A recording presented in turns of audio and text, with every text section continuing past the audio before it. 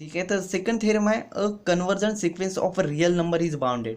म्हणजे प्रत्येक conversion sequence हे बाउंडेड आहे, आपल्याला हे शो करायचं आहे. तर आपल्याकडे गिवन काय दिला, कन्वर्जन सिक्वेन्स आहे.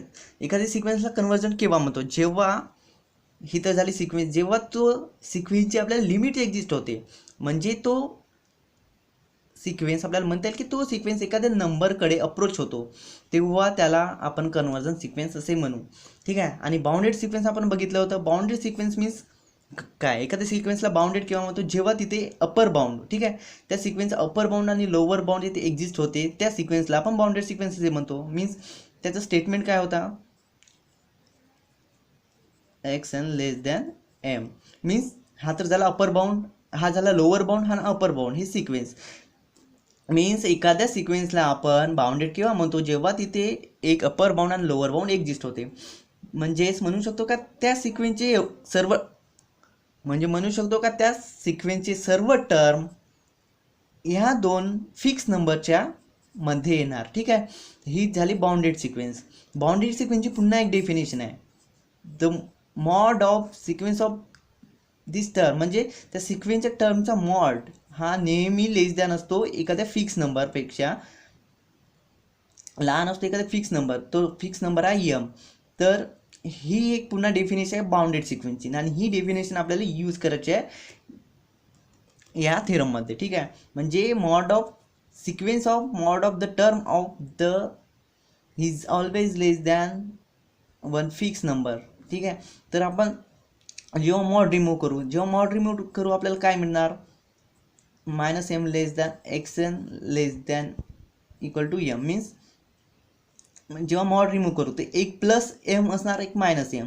मायनस एम हा त्या सिक्वेन्सच्या टर्मपेक्षा नेहमी लहान असणार, आणि जो पॉझिटिव्ह एम असणार तो त्या सिक्वेन्सच्या टर्मपेक्षा नेहमी मोठा असणार. मीन्स द सिक्वेन्सच्या टर्म ह्या मायनस एम आणि प्लस एम यांच्या मधातच असणार. ठीक आहे, असे आपण म्हणू. ठीक आहे.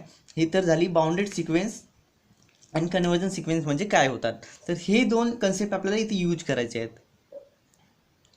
तर गिवन काय दिला, गिवन दिला काय एक्स एन हा एक कन्वर्जन सिक्वेन्स आहे. तर कन्वर्जन सिक्वेन्स आहे तर तो एखाद्या पॉईंटला कन्वर्ज करायला पाहिजे. तर आपण लिहून घेऊ का की तो सिक्वेन्स एल ह्या पॉईंटला कन्वर्ज होत आहे. मीन्स एल हा लिमिट आहे त्या सिक्वेन्सचा आहे. L converges, X N converges to this limit. ठीक आहे. आपल्याला शो काय करायचं आहे, शो करायचं आहे आपल्याला bounded sequence. Bounded sequence means mod of X N is less than M, हे आपल्याला शो करायचं आहे.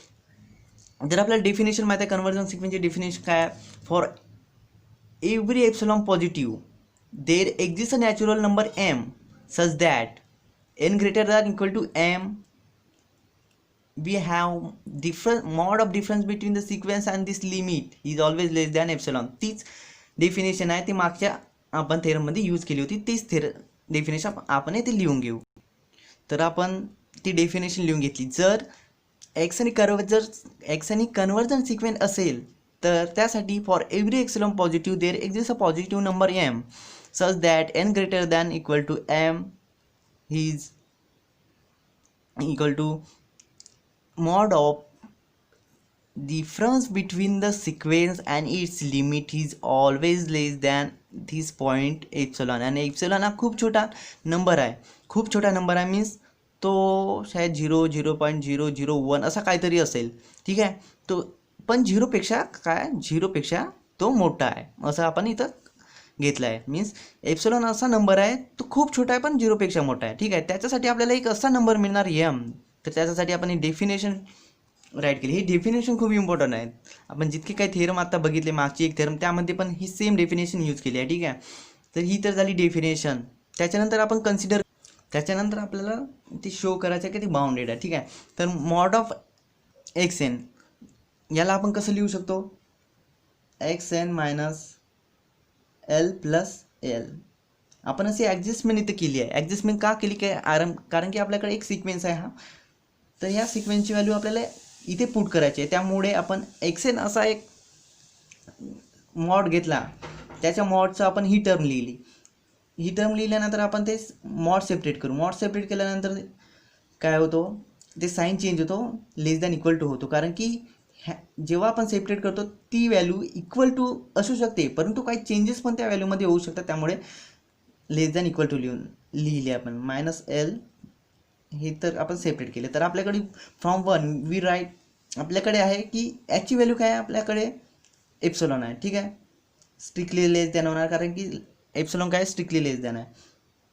Epsilon plus for every n greater than equal to m. ही खूप इम्पॉर्टंट थेरम आहेत. जर तुम्हाला काही समजलं नसेल तर तुम्ही विचारू शकता, कारण की खूप इम्पॉर्टंट आहे, एक्झाममध्ये विचारू शकतात, खूप चान्सेस आहेत. ठीक आहे, इझी आहेत. तर आपल्याला मिळालं आहे mod of xn is less than this term. ठीक आहे, पण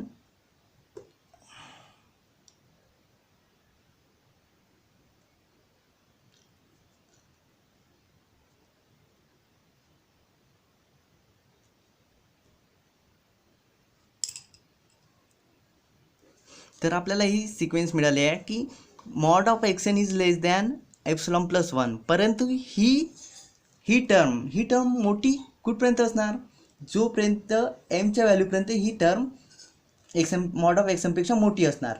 मीन्स एम कुठंपर्यंत येणार, एम असं कुठंतरी आपल्याला त्या सिक्वेन्समध्ये मिळणार, त्या टर्मपर्यंत ती सिक्वेन्स मोठी असणार, परंतु त्या टर्म नंतरची जितकी काय टर्म असतील ते या टर्मपेक्षा नेहमी लहान असणार. मीन्स m+1 m+2 जितके काय टर्म येतील याच्यानंतरचे ते नेहमी या सिक्वेन्सपेक्षा लहान असणार.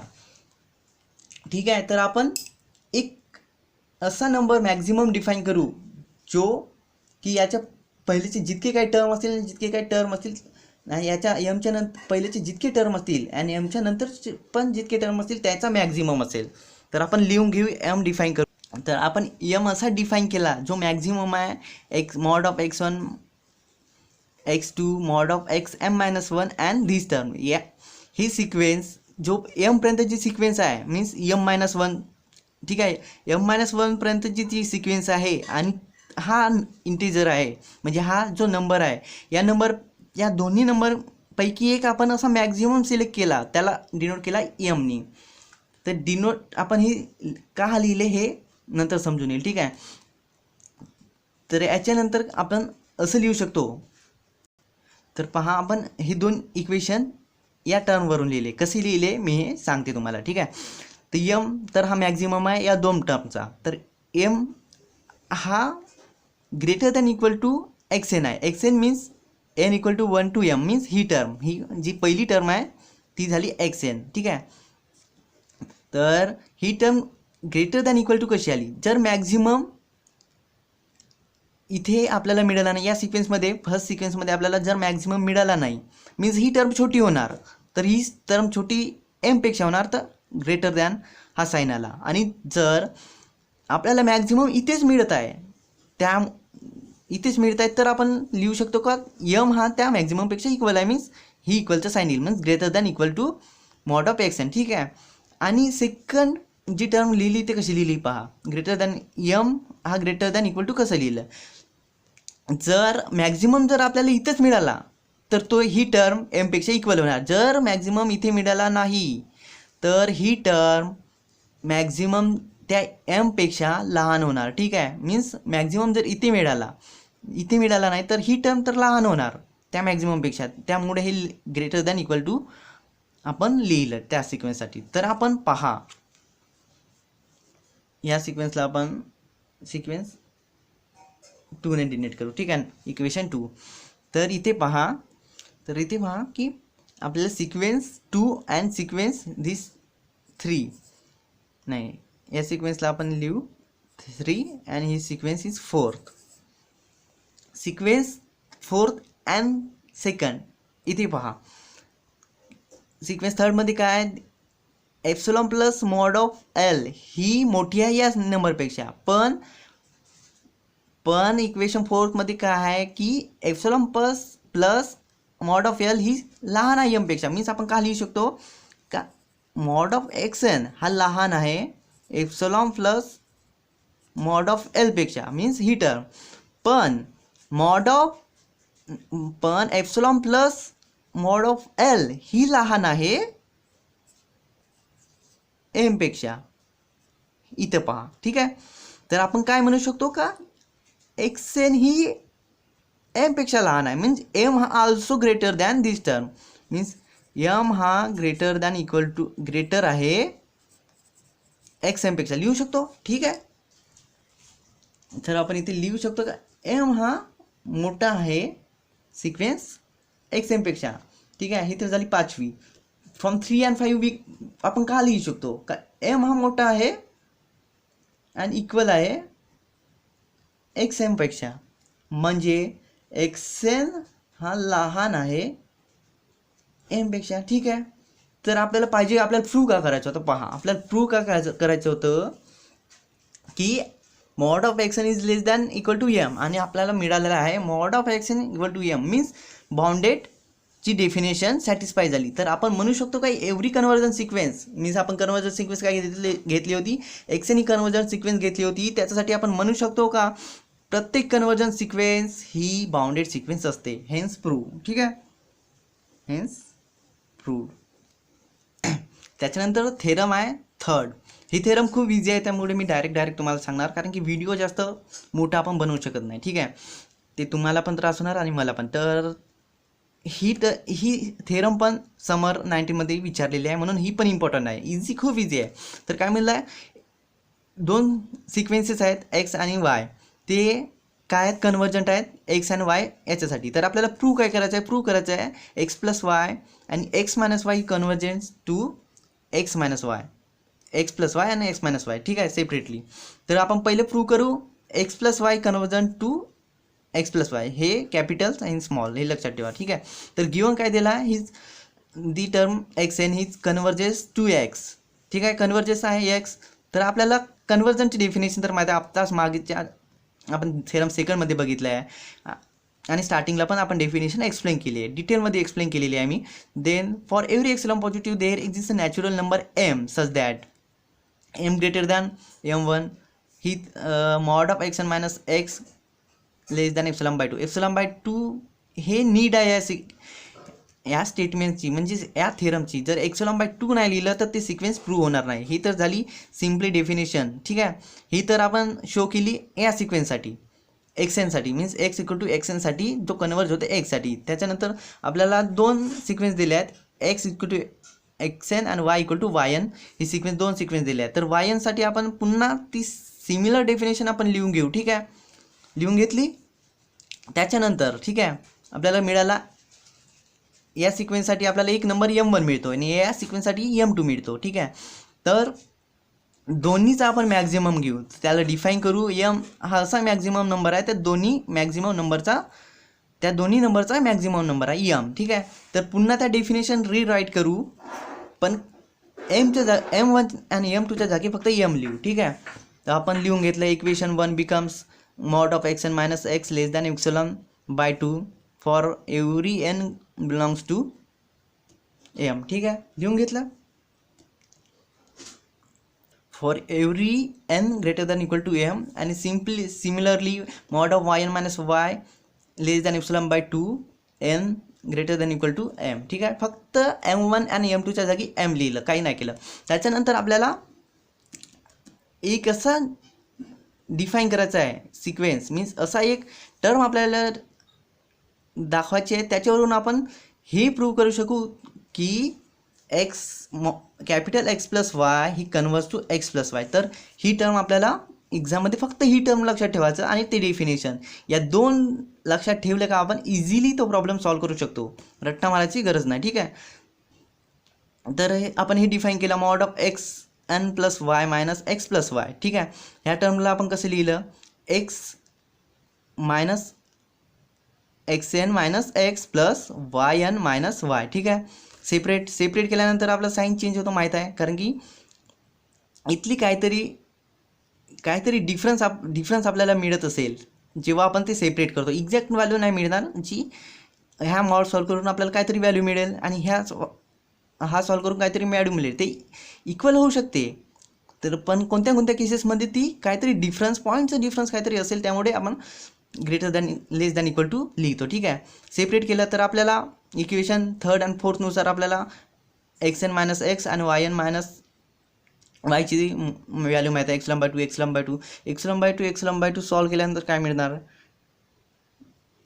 2 into epsilon 2 into epsilon means epsilon plus twice epsilon 2 into 2 4 काय मिळणार 4 एप्सिलॉन बाय 4 ठीक आहे 4 4 कॅन्सल एप्सिलॉन मिळालं ठीक आहे एप्सिलॉन मिळाला तर आपल्याला याची व्हॅल्यू या मॉडची काय मिळाली एप्सिलॉन तर डेफिनेशन काय आहे आपल्याला डेफिनेशन काय आहे आणि लिमिटची की डेफिनेशन काय आहे एखादी सिक्वेन्स आणि त्याचे लिमिट मॉड ऑफ एखादी सिक्वेन्स आणि त्याचे लिमिट काय असतो नेहमी लेस दॅन एप्सिलॉन असतो तर या मॅटरमध्ये हे झाला एक्स एन मीन्स हा झाला काय सिक्वेन्स आणि ही झाली त्याची लिमिट म्हणजे L denote this and X N denote this means ती सिक्वेन्स सॅटिस्फाय करते काय सॅटिस्फाय करते लिमिट ऑफ द सिक्वेन्सची डेफिनेशन मीन्स आपण लिहू शकतो then by the definition of the limit of the sequence we says that this आपण main definition means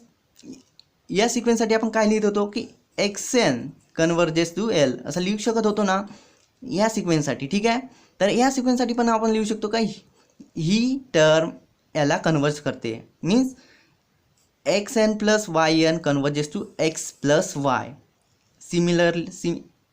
similarly आपण जसं नॉर्मल डेफिनेशनसाठी लिहू शकत होतो तसं या डेफिनेशनसाठी पण आपण लिहू शकतो की ती टर्म या टर्मचा कन्वर्जन्स आहे मीन्स या सिक्वेन्सची ही लिमिट आहे ठीक आहे हेन्स द सिक्वेन्स तर स्टार्टिंगला आपण बघितलं होतं की एक्स एन इक्वल टू काय आहे X N equal to given दिला आहे एक्स दिला आहे ठीक आहे गिवन काय दिला X N equal to X दिला आहे आणि Y N equal to Y दिला आहे is converges to X plus Y ही कॅपिटल आहेत आणि ते स्मॉल आहेत ठीक आहे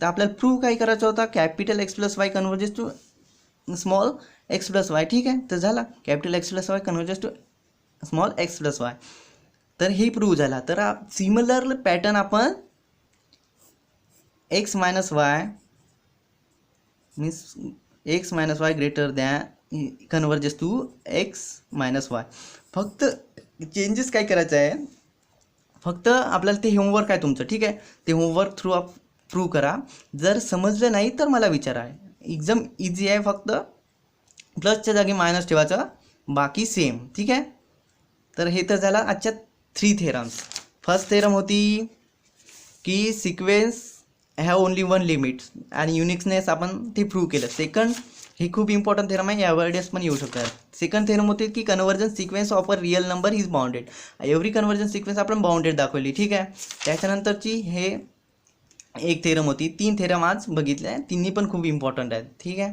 काही समजलं नाही तर फ्रँकली विचारा